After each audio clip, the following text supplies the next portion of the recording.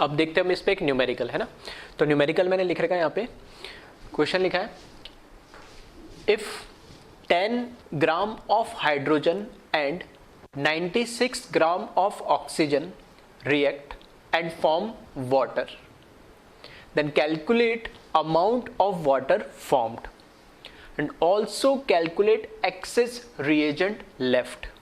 ठीक है, तो क्वेश्चन आपको समझ में आ गया होगा कि हाइड्रोजन 10 ग्राम हाइड्रोजन और 96 ग्राम ऑफ ऑक्सीजन, ठीक है, हाइड्रोजन और ऑक्सीजन दोनों रिएक्ट कर रहा है, 10 ग्राम हाइड्रोजन और 96 ग्राम ऑक्सीजन रिएक्ट कर रहा है, और हाइड्रोजन ऑक्सीजन रिएक्ट करके क्या बना रहा है, वाटर H2O बना रहा है। तो बोल रहा है कि कितना H2O बनेगा, एक तो हमें वो कैलकुलेट करना है, दूसरा उसने ये पूछा है कि जो एक्सेस रिएजेंट होगा, ठीक है, दो क्वेश्चन दे दिए मैंने इसी में, कि जो एक्सेस रिएजेंट होगा वो कितना बचेगा, ठीक है, जो एक्सेस रिएजेंट होगा वो कितना बचेगा, दोनों का अमाउंट या वेट हमें क्या करना है, कैलकुलेट करना है। ठीक है, तो इसको स्टार्ट करते हैं। तो रिएक्शन मैंने फिर से इसलिए नहीं दी है क्योंकि सिंपल से रिएक्शन इसको हम डायरेक्ट लिख सकते हैं। तो हमें पता है H2 प्लस O2 दोनों रिएक्ट करके क्या बना लेंगे, H2, ठीक है, दोनों रिएक्ट करके क्या बना लेंगे, H2O बना लेंगे। तो यहाँ पर मैंने लिख दिया ये H2। अब बस हमें ये देखना है कि बैलेंस है क्या, ठीक है, रिएक्शन यहाँ से हमें लैंग्वेज से भी समझ में आ गया, अब हमें देखना है सिर्फ बैलेंस है क्या। 2 हाइड्रोजन होना चाहिए, प्रोडक्ट में 2 हाइड्रोजन है, रिएक्टेंट में 2 ऑक्सीजन एटम है, लेकिन यहाँ पे एक ही ऑक्सीजन एटम है, तो इसको तो मैं बढ़ा नहीं सकता, तो इसको क्या कर दूं मैं, हाफ कर दूं 1/2, तो एक ऑक्सीजन एटम हो गया। फिर फ्रैक्शनल फॉर्म में नहीं रहे, रेशियो में ना रहे, तो मैं क्या करूं, इस पूरी रिएक्शन को क्या करे, इक्वेशन को 2 से मल्टीप्लाई कर दे, तो 2 से मल्टीप्लाई करेंगे तो इधर क्या जाएगा, 2 आ जाएगा, यहाँ से ये 2 हट जाएगा फाइनली, और यहाँ पर भी क्या जाएगा, 2 आ जाएगा, ठीक है। तो ये बैलेंस्ड केमिकल रिएक्शन हो गई हमारी। अब इसमें हमें बताना है कि अब देख सकते हैं कि जो केस थर्ड में हमने बोला कि 2 रिएक्टेंट होंगे कम से कम, और उन कम से कम 2 रिएक्टेंट के बारे में इंफॉर्मेशन होगी। तो दे रखा है कि हाइड्रोजन भी 10 ग्राम दे रखा है और ऑक्सीजन भी हमें कितना दे रखा है, 96 ग्राम। तो अब वाटर कितना बनेगा वो कौन डिसाइड करेगा, हाइड्रोजन से हम कैलकुलेशन करें या ऑक्सीजन से हम कैलकुलेशन करें, वो हमें अब डायरेक्टली देख के नहीं बता सकते। उसके लिए हमें क्या पता होना चाहिए कि इसमें LR कौन होगा और ER कौन होगा, ठीक है, ये हमें पता होना चाहिए, ठीक है। तो बस यही हमें काम करना है कि यहाँ पर अभी हमें क्या दे रखा है, गिवन वेट दे रखा है, ठीक है, इसका कितना दे रखा हमें, 10 ग्राम दे रखा है हाइड्रोजन का, और ऑक्सीजन का कितना दे रखा है, 96 ग्राम दे रखा है।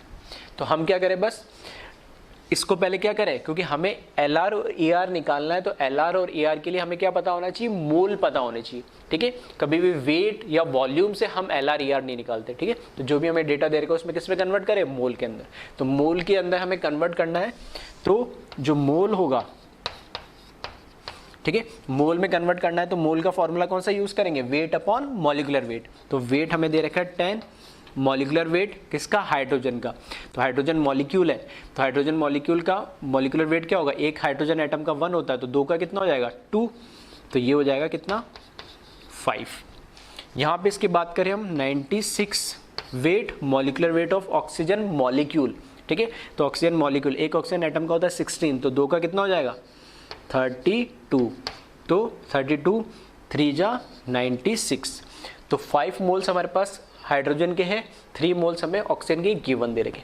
अब मैं यहाँ से मोल अपॉन SC का रेशियो देखूंगा, मोल अपॉन SC का रेशियो देखेंगे, तो ये मोल अपॉन SC का रेशियो बैलेंस केमिकल रिएक्शन से 5 तो गिवन मोल्स हमें दे रखे, जो वेट दे रखा तो उसको मोल में कन्वर्ट कर लिया, और तो यहाँ लिखा, और जो स्टोइचियोमेट्रिक कोएफिशिएंट है SC, उसकी वैल्यू कितनी दे रखी है, यहाँ पे 2 दे रखी है, ठीक है। बैलेंस केमिकल रिएक्शन से पता लगता है, तो वो लिख दिया मैंने 2, तो 5/2 कितना हो जाएगा, 2.5। यहाँ पर देखेंगे हम, तो यहाँ इसकी वैल्यू मोल कितने दे रखे, 3, और इसका कोएफिशिएंट कितना दे रखा है, 1, तो 3/1, तो ये कितना हो जाएगा, 3। तो यहाँ से अगर हम कंपेयर करें वापस से, तो ये हो जाएगा 2.5 एक वैल्यू हो गई हमारे पास, और 3 एक वैल्यू हो गई हमारे पास। तो 2.5 और 3 में से अगर हम कंपेयर करें, ठीक है, 2.5 और 3 में से अगर हम कंपेयर करें तो मिनिमम वैल्यू जो होती है मोल अपॉन एस सी का जो मिनिमम वैल्यू होती है वही क्या बन जाता है एल आर। तो मिनिमम वैल्यू किसके लिए, H2 के लिए। तो यहाँ पर जो H2 होगा, ठीक है, यहाँ पर जो H2 होगा ये हमारा क्या हो जाएगा, लिमिटिंग रिएजेंट होगा, और ये क्या होगा, एक्सेस रिएजेंट, मतलब ऑक्सीजन हमारा सारा कंज्यूम नहीं होगा, कुछ ना कुछ क्या हो जाएगा, ये बच जाएगा।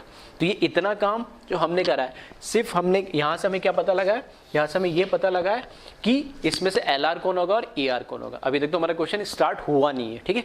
अब हमें कैलकुलेट करना है कि कितना वाटर बनेगा। तो ये वाटर कितना बनेगा ये कौन डिसाइड करेगा, कि हाइड्रोजन कितना है, ठीक है। हाइड्रोजन के मोल या वेट से हम कैलकुलेशन करेंगे, ठीक है। तो हमेशा मोल से कंपेयर करें। तो बैलेंस केमिकल रिएक्शन से हमें पता लग रहा है कि 2 mole of hydrogen react with 1 mole of oxygen, ठीक है, oxygen molecule and form 2 moles of water molecule, ठीक है। तो ऐसे बोल सकता हूँ कि इन दोनों से हमें कंपेयर करना है कि ये कितना बना, कौन डिसाइड करेगा, ये। तो इसके 2 मोल से इसके 2 ही मोल बन रहे। तो मैं ऐसे बोल सकता हूँ 2:2 मतलब 1:1 के रेशियो में, कि जितने मोल हाइड्रोजन के लूंगा उतने क्या बनेंगे, हमें वाटर के मॉलिक्यूल बनेंगे। तो हमारे पास कितने मोल गिवन दे रखे, एक्चुअल में वेट गिवन दे रखा था, लेकिन हमने कन्वर्ट किस में कर लिया उसको, मोल में। तो अगर इसके 5 मोल है तो ये भी कितने बनेंगे, 5 मोल ही बनेंगे। तो मोल तो डायरेक्ट पता लग गए, लेकिन इसने मोल नहीं पूछा, अमाउंट पूछा, मतलब कितना वेट बनेगा, ठीक है। तो वेट अगर मुझे कैलकुलेट करना है तो यहाँ पे मैं लिख सकता हूँ moles of H2 must be equals to moles of H2O which is equals to कितना हो जाएगा, 5, ठीक है। एक बार मुझे मोल्स पता लग गए तो मोल्स क्या है, वेट अपॉन क्या होता है, मॉलिक्यूलर वेट होता है। तो यहाँ से अगर मैं वेट की बात करूं कि कितना होगा वेट, तो वो हो जाएगा moles of H2O multiply by molecular weight of H2O। सही है, ये हो जाएगा। तो यहाँ बस वैल्यूज रख दे। तो यहाँ से अगर मुझे वेट ऑफ H2O कितना बनेगा वो कैलकुलेट करना है, तो मोल्स मैंने कैलकुलेट कर लिए 5, और wait molecular weight of H2O, ठीक है, ऑक्सीजन का 16 और 2 हाइड्रोजन एटम का 1 × 2 2, तो कितना हो जाएगा 18। सही है। तो 18 5 जा कितना हो जाएगा 90 ग्राम। ये तो हो जाएगा आपका पहला आंसर जो पूछा है कि कितना वाटर इसमें बनेगा। अब हमें कैलकुलेट करना है कि also calculate access reagent left, कितना एक्सेस रिएजेंट बच रहा है। एक्सेस रिएजेंट कौन है, हमारा ऑक्सीजन मॉलिक्यूल। तो 10 ग्राम तो पूरा कंज्यूम हो जाएगा इसका मतलब, या मैं ऐसा बोल सकता हूँ 5 मोल पूरे कंज्यूम हो जाएंगे। तो फिर 96 ग्राम में से कुछ अमाउंट बचेगा। तो वो इसने पूछा कि also calculate access reagent left, ठीक है। तो मोल्स भी निकाल लेते हैं हम और वेट भी निकाल लेंगे, ठीक है। तो कितना वेट या कितने मोल्स बचेंगे वो हमें बताना है। अब कैसे कैलकुलेट करोगे इसको, ठीक है।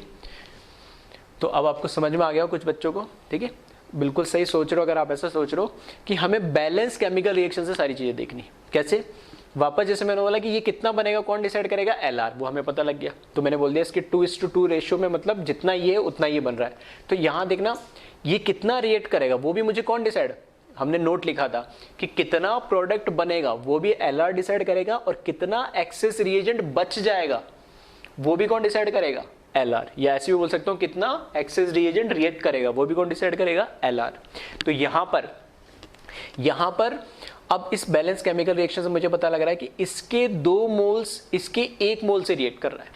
मतलब जितने मोल्स हाइड्रोजन के होंगे उसके आधे मोल्स ही मुझे किसके चाहिए, ऑक्सीजन मॉलिक्यूल के चाहिए। तो यहाँ पे हमने मोल्स तो निकाल ही लिए। यहाँ पर क्या है, यहाँ पर देखना ध्यान से, यहाँ पे 5 मोल्स है और यहाँ 3 मोल्स है ऑक्सीजन के।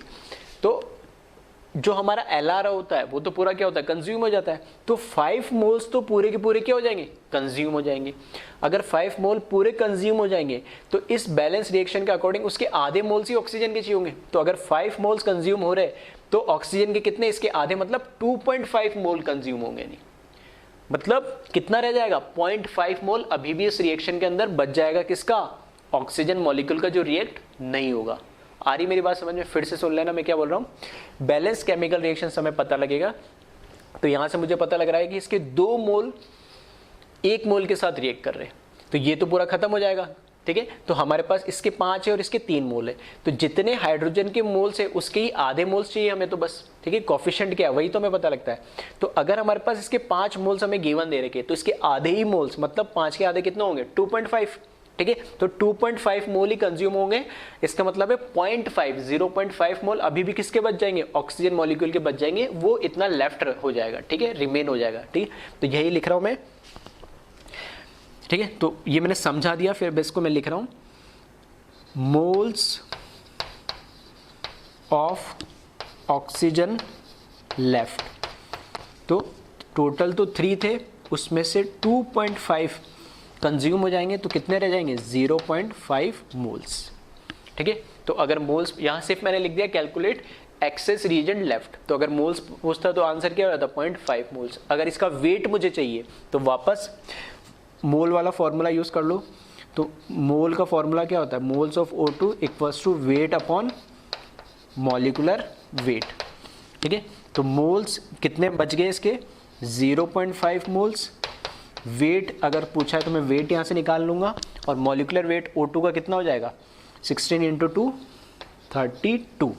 तो यहाँ से जो वेट होगा वो कितना जाएगा 0.5 × 32, ठीक है। तो 1/2 हो जाएगा। तो वेट अगर मैं बोलूँ आंसर क्या हो जाएगा इसका 16 ग्राम। तो अगर वेट पूछता तो 16 ग्राम, मोल पूछता तो 0.5 मोल्स, ठीक है।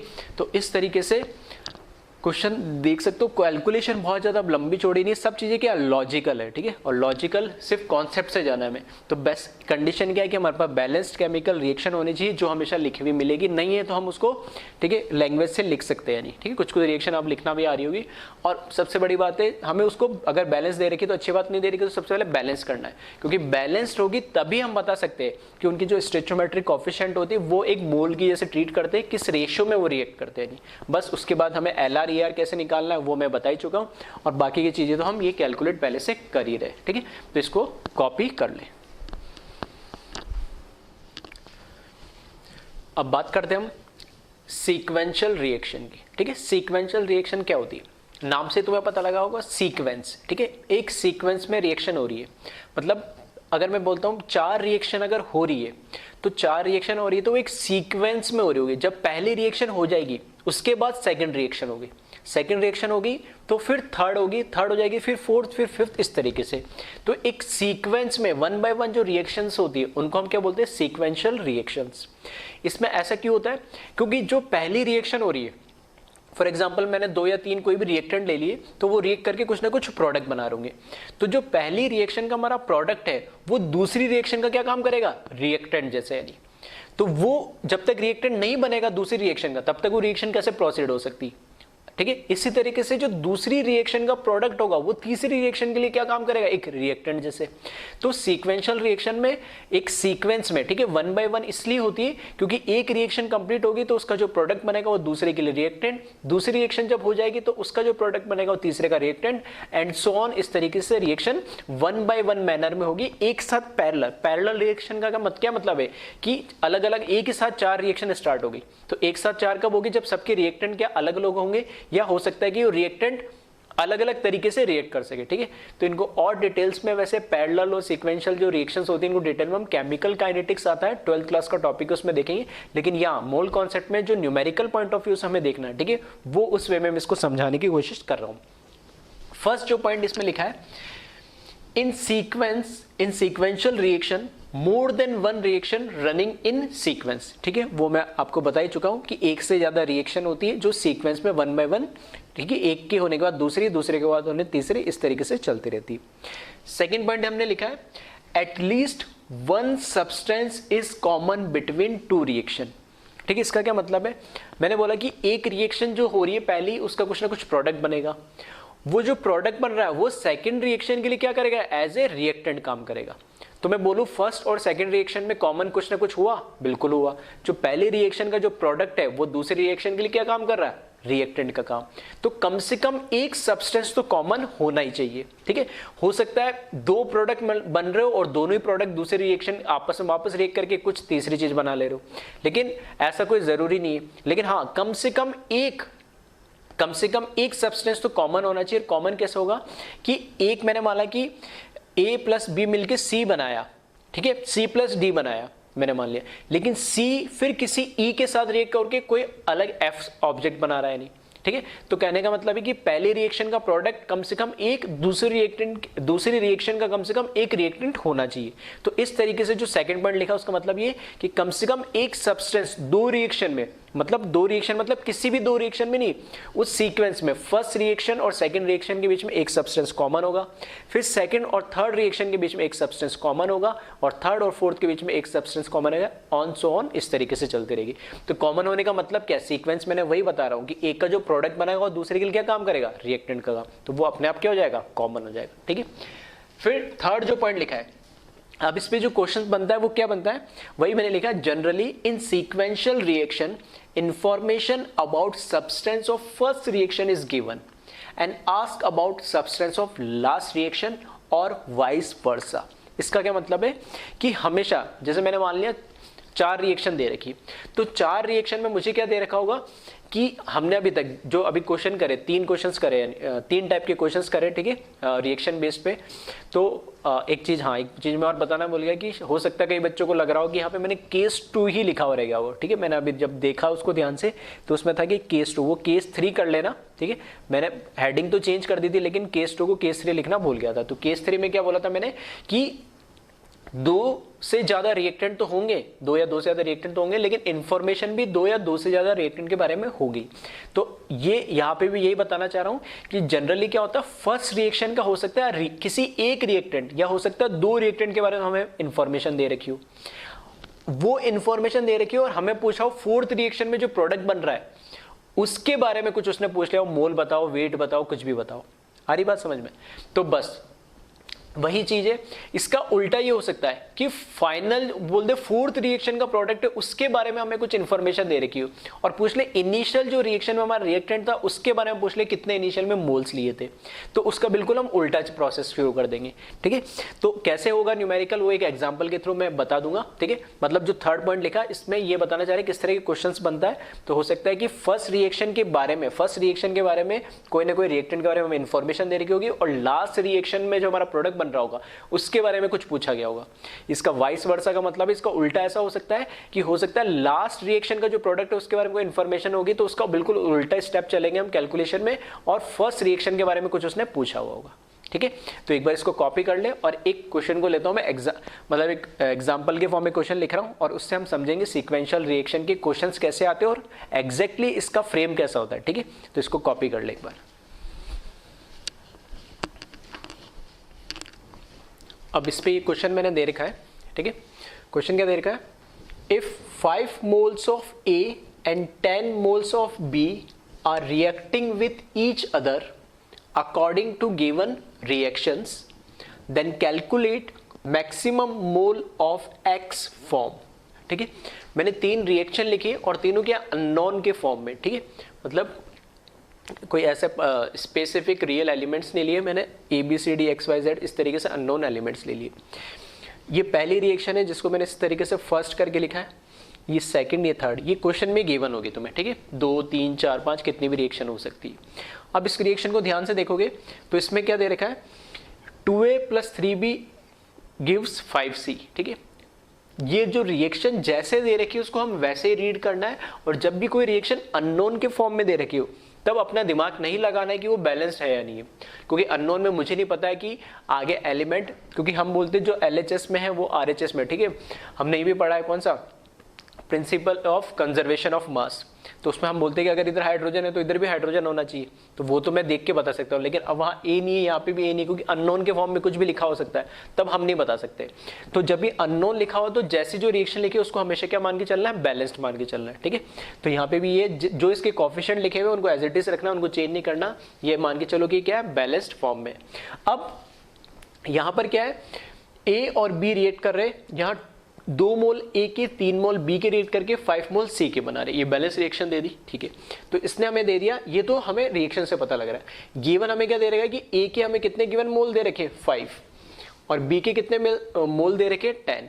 तो A और B के मोल तो हमें गिवन दे रखे इसने फर्स्ट रिएक्शन में, और ए बी से रिएक्ट करके सी बन रहा है, और इससे जो सी बना है, जो मैं बता रहा था, इसका जो प्रोडक्ट बना है वो सेकंड रिएक्शन का क्या बन गया, रिएक्टेंट।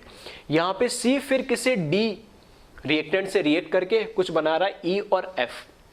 फिर वापस यहां पर देखोगे तो ये जो एफ है, फिर वो एफ जो प्रोडक्ट है वो थर्ड रिएक्शन का क्या बन गया, रिएक्टेंट बन गया, और एफ जी के साथ रिएक्ट करके कुछ एक्स वापस प्रोडक्ट बना ले रहा है। ठीक है, तो मैं ये कह रहा था कि एक रिएक्शन में का प्रोडक्ट है दूसरे रिएक्शन का क्या बनता है, रिएक्टेंट बनता है।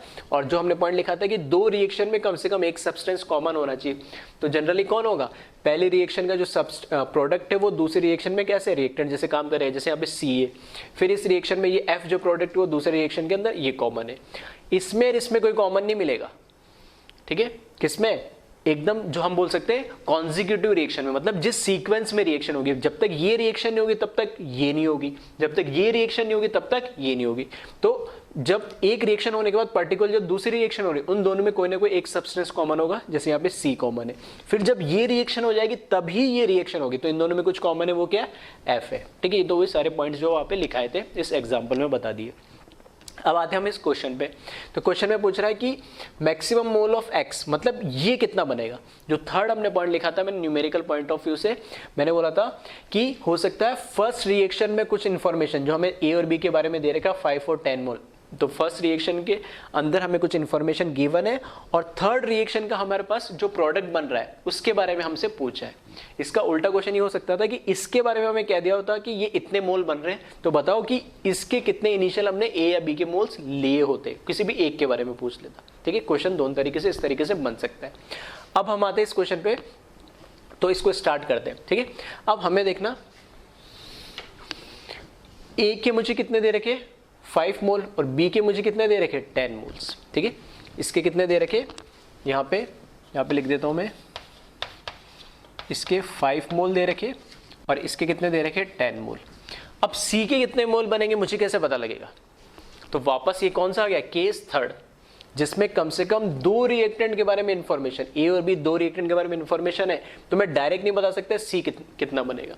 सी पता लगाने के लिए मुझे क्या चाहिए होगा कि ए और बी में से ये पता होना चाहिए कि एल आर लिमिटिंग रिएजेंट कौन है। तो लिमिटिंग रिएजेंट कैसे कैलकुलेट करेंगे, लिमिटिंग रिएजेंट अगर आपको कैलकुलेट करना है तो हमें क्या करना पड़ेगा, मोल अपॉन एससी का रेशियो। ठीक है, तो मोल अपॉन एससी का रेशियो अगर हम देखें, ठीक है, मोल अपॉन एससी का रेशियो हम देखें तो मोल तो यहाँ पे 5 गिवन है, और एससी कितना है 2, तो ये वैल्यू कितनी हो जाएगी 2.5। यहाँ पर कितना है 10/3, तो ये कितना आएगा 3.3 समथिंग कुछ वैल्यू आएगी। तो दोनों में से मिनिमम वैल्यू, फिर से दोनों में से मिनिमम वैल्यू कौन सी है, वो है 2.5 जो मिनिमम है, तो वही क्या बना देगा हमें, यहाँ पर क्या देगा, ये एल आर होगा रिएक्शन,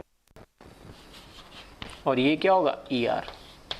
तो वैसे ई आर का इसमें कोई काम नहीं है, लेकिन मैंने लिख दिया। ठीक है, तो एल आर और ई आर मुझे पता लग गया। तो अब कहने का मतलब यहाँ पर ये है कि यहाँ पर, ठीक है, इस रिएक्शन में सी कितना बनेगा वो कौन डिसाइड करेगा, वो डिसाइड करेगा ए, क्योंकि वो हमारा क्या है एल आर है। ठीक है, तो सी कितना बनेगा वो कौन डिसाइड करेगा, ए करेगा। तो अब उसके रेस्पेक्ट में जब मैं इसकी कैलकुलेशन करूंगा तो मैं किसके मोल कंसिडर करूंगा, ए के। तो अब देखना इस रिएक्शन से मुझे पता लग रहा है कि बैलेंस केमिकल रिएक्शन से मुझे पता लग रहा है कि ए के 2 मोल से सी के कितने मोल बन रहे 5, तो ओरिजिनल हमें कितने मोल दे रखे इसके 5 मोल, तो उससे सी के कितने मोल बनेंगे। तो इस तरीके से कर सकते हैं यूनिटरी मेथड से। ठीक है, 2 मोल ए से हमारे पास 5 मोल क्या बन रहे, सी बन रहे, तो 1 मोल्स ऑफ ए से कितने बनेंगे, इसको क्या करेंगे 5/2 मोल ऑफ सी बनेंगे। 2 को इसके नीचे डिवाइड कर देंगे। अब गिवन कितने दे रखे हमें इनिशियल मोल ए के 5, तो फिर 5 मोल ऑफ ए से कितने बनेंगे 5/2 into 5, that is 25/2 mole of C बनेंगे। आ रही बात समझ में। तो यहाँ पर कितने बनेंगे 25/2 मोल ऑफ सी बनेंगे। तो यहाँ पर मैं लिख दे रहा हूँ, यहाँ पर ठीक है, यहाँ पर मैंने लिख दिया 25 बाई 2 मोल क्या बनेंगे, सी के बनेंगे। यानी अब ध्यान से सुनना, ठीक है, थोड़ा मेरे पास, ठीक है, बोर्ड इतना सा ही है, तो मैं इसी में मैं सारी कैलकुलेशन करूंगा, तो थोड़ा सा, ठीक है, जब आप लिखना चाहो तो थोड़ा सा स्पेस दे के लिखना है इसको, ठीक है। पहले 3 रिएक्शन एक साथ लिख लेना, जब सॉल्यूशन लिखो, ठीक है, तो वापस से ये रिएक्शन में स्पेस दे के लिखना, ठीक है, या पहले एक बार पूरा सॉल्यूशन देख लो, फिर बाद में अपने जगह के अकॉर्डिंग मैनेज कर लेना। तो अब 25/2 मोल्स क्या बनेंगे हमारे पास, सी बनेंगे। अब ये जो सी बना है वही ये, अब देखो इधर इसका कोफिशिएंट 5 है, इधर इसका कोफिशिएंट 4 है, तो इससे कोई कंफ्यूज मत होना पहली बात, ठीक है। जनरली जो डाउट आते हैं वही मैं बता रहा हूँ कि बोलते सर यहाँ पे तो 5 है, यहाँ पे 4 है, तो अलग हो गया। नहीं, ये तो इस रिएक्शन का कोफिशिएंट है, इस रिएक्शन में बता रहा है कि किस रेशियो में सी बनेगा। फिर ये कोफिशिएंट मुझे ये बता रहा है कि इस रिएक्शन में सी किस रेशियो से डी के साथ रिएक्ट करेगा, तो उस कोफिशिएंट से कोई फर्क नहीं पड़ रहा है। हाँ, ये 25/2 मोल्स क्या है, मेरे फर्स्ट रिएक्शन में सी के बने हैं। तो ये जो पूरा सी बना है उस पूरे को क्या मान के चल रहा हूं मैं, ये पूरा का पूरा सी इतना ही अमाउंट क्या करेगा, रिएक्ट करेगा सेकंड रिएक्शन में। तो यहां मैंने क्या करा, जहां मैंने कर दिया 25/2, ठीक है, और ये क्या लिखा मैंने, मोल लिख दिया वापस, 25/2 मोल सी के लिख दिए। ये इतना पूरा का पूरा क्या करेगा, रिएक्ट करेगा। अब ये जो पूरा 25/2 मोल रिएक्ट करेगा, तो अब ये देखें इसके अंदर, ठीक है, अब इसमें ये देखें कि 25/2 जो मोल रिएक्ट करा है उसके साथ डी कुछ रिएक्ट करेगा क्या। तो पहली बात तो डी के बारे में मुझे, सेकंड रिएक्शन में डी के बारे में मुझे कोई इन्फॉर्मेशन ही नहीं है। तो जैसे फर्स्ट रिएक्शन मैंने LR ER निकाला था, वो काम यहां पर हो गया खत्म, क्योंकि ये तो इसका कोफिशिएंट तो ठीक है, लेकिन मुझे क्या इसके मोल गिवन है क्या, नहीं है। तो ये केस कौन सा बन गया, केस 2 बन गया अब ये, जिसमें मेरे पास 2 तो रिएक्टर दे रखे, लेकिन इंफॉर्मेशन सिर्फ एक ही के बारे में। तो जब एक ही के बारे में इंफॉर्मेशन है तो मैं कैलकुलेशन भी उसके अकॉर्डिंग ही करूंगा, यानी, ठीक है, पहली बात तो ये। तो यहां से मुझे इसकी कोई इन्फॉर्मेशन नहीं दे रखी, तो इसकी बात होगी खत्म, यहां से मुझे कैलकुलेशन आगे बढ़ा दी। अब आ रही है यहाँ पे प्रोडक्ट आ गया मेरे पास 2, एक E बन रहा है और F बन रहा है। तो क्या मैं E के भी मोल निकाल लूँ और F के भी मोल निकाल लूँ क्या? अगर जरूरत होती क्वेश्चन में पूछता तो मैं वो भी करता, लेकिन नहीं है तो मैं नहीं करूंगा। क्यों? क्योंकि मुझे निकालना अल्टीमेटली x के मोल। अब देखना x के मोल निकालना है तो इस रिएक्शन में और इस रिएक्शन में कॉमन कौन सा सब्सटेंस है उसको मैं ध्यान से देखूं, क्योंकि इस रिएक्शन से E भी बन रहा है और F भी बन रहा है, लेकिन इस रिएक्शन में सिर्फ F रिएक्ट करेगा। अगर मैं E के निकाल लेता हूं मोल्स कितने बनेंगे तो वो मेरे कोई काम ही नहीं आएंगे। हाँ, F के मैंने मोल्स निकाल लिए तो वो मुझे पता लगे जितने मोल्स इसके बन रहे वो सारे के सारे मोल क्या मान के चलूंगा मैं, यहाँ पे फिर से क्या कर रहे हैं, रिएक्ट कर रहे हैं। यानी आ रही मेरी बात समझ में? तो यहां पर ये भी तुम्हें ध्यान देना होगा कि इस तरीके से अगर 2 या 2 से ज्यादा प्रोडक्ट दे रखे तो कौन से प्रोडक्ट के लिए मुझे कैलकुलेशन करनी, ऐसा नहीं सबको कैलकुलेट करने लगे और टाइम उसमें आपने क्या कर दिया, खराब कर दिया। ठीक है, तो यहां पर मैं किसके लिए कैलकुलेट करूंगा, तो पहले तो सी, ठीक है, सी से मैं कैलकुलेशन करूंगा और किसकी कैलकुलेशन करूंगा, सिर्फ F के कैलकुलेशन करूंगा। ठीक है, ये एरो बनाने का मतलब है कि इससे मैंने A से C के मोल कैलकुलेट करे और यहां पर अब मैं C से किसके मोल कैलकुलेट करूंगा, F के। क्यों? क्योंकि इसमें कॉमन क्या F है, F से फर्दर ये रिएक्शन जाएगी। कितना F बना उस पर डिपेंड करेगा X। ठीक है, E से नहीं डिपेंड करेगा कि X कितना बन रहा है।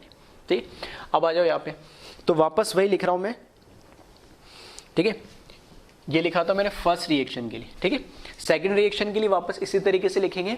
तो मेरे पास ये है कि F के कितने मोल्स बनेंगे, तो देखना अगर जैसे इसमें लिखा सेम वैसे कर लेना कैलकुलेशन। ठीक है, तो मैं डायरेक्ट लिख दे रहा हूँ यहाँ पे। ठीक है, F के लिखूंगा डायरेक्ट। ठीक है, यहाँ पे लिख रहा हूँ मैं moles of F produced.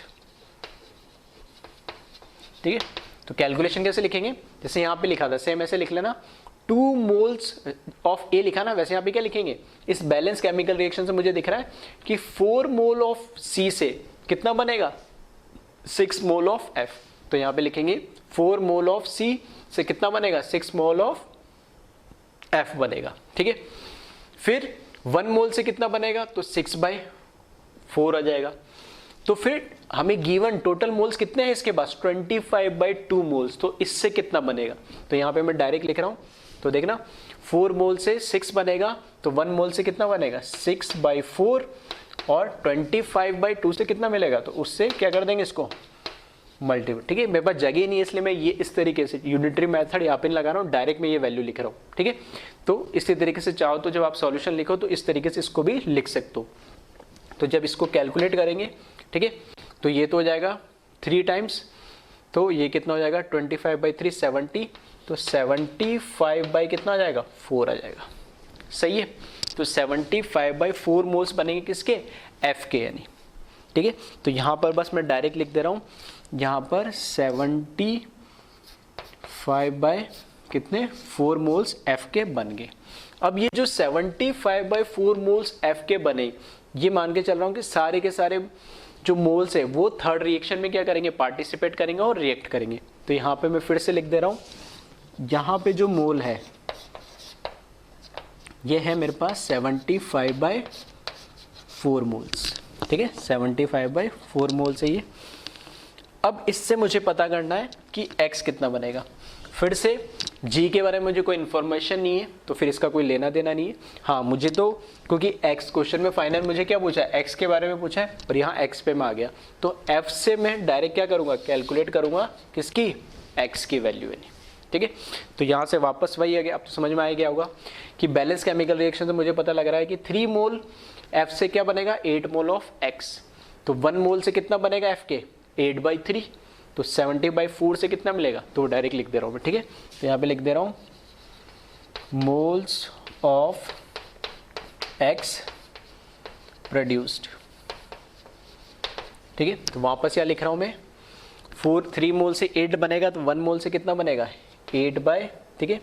Same जैसे ये लिखा यूनिटरी मेथड वैसे इसके अंदर x में भी लिख लेना, तो ये बन जाएगा 8/3 इंटू 75/4, ठीक है। इसको कैलकुलेट करेंगे तो 3 टाइम्स करेंगे तो 25 आ जाएगा और 2 टाइम्स करेंगे तो 8 आएगा, तो ये कितना आ जाएगा 50 मोल्स, ठीक है। कैलकुलेट करके देख ले इसको, तो यहाँ पर फाइनल क्या आ जाएगा, x के कितने बनेंगे 50 मोल्स बनेंगे और ये हमारा क्या होगा फाइनल आंसर होगा, ठीक है।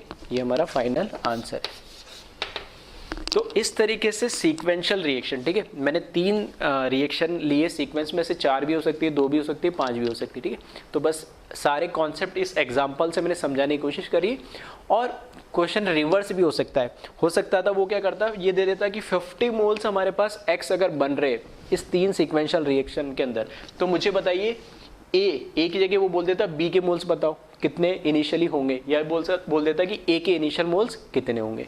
तो सारा काम उल्टा करते हैं हम, क्या करते हैं इस रिएक्शन को, जैसे हमने निकाला 50 मोल से 75/4 मोल से 50 मोल्स बन रहे, तो मैं उल्टा करता, क्या करता, अब मैं देखता कि इस रिएक्शन में और इस रिएक्शन में कॉमन क्या है, तो वापस देखता कि यहाँ पर F और F कॉमन है, तो मैं G की वैल्यू नहीं निकालता, किसके निकालता, वापस F की वैल्यू निकालता। तो यहाँ से उल्टा कर लेता कि 8 मोल से कितने बन रहे 3 मोल बन रहे, तो 1 मोल से कितने बनते 3/8 मोल्स, तो 50 से कितने बनते मल्टीप्लाई करके, तो F की वैल्यू आ जाती। फिर F की वैल्यू आ लिखता, फिर इसमें से मैं देखता C की निकालू या D की निकालू, तो यहाँ से मुझे पता लग रहा है कि इसमें C बन रहा है, समझा। तो इस तरीके से वो रिएक्शन क्या चलती है, उल्टी चलती, उल्टी कैलकुलेशन, हम मतलब रिवर्स डायरेक्शन हम कैलकुलेशन करते हैं। तो दोनों तरह के क्वेश्चंस इसमें क्या कर सकते हैं, बन सकते हैं। तो इस तरीके से सीक्वेंशियल रिएक्शंस को क्वेश्चंस आ सकते हैं और इस तरीके से हमें उन्हें क्या करना है, अटेम्प्ट करना है, ठीक है। तो एक बार इसको कॉपी कर ले और ध्यान से देख ले।